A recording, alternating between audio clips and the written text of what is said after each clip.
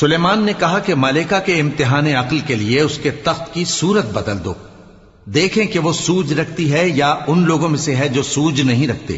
پھر جب وہ آ پہنچی تو پوچھا گیا کہ کیا آپ کا تخت بھی اسی طرح کا ہے؟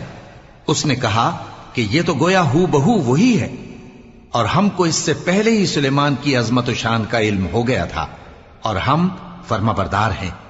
اور وہ جو اللہ کے سوا دوسروں کی پرستش کرتی تھی، سلیمان نے اس کو اس سے منع کیا کہ وہ کافروں میں سے تھی۔ اس کے بعد اس سے کہا گیا کہ محل میں چلیے۔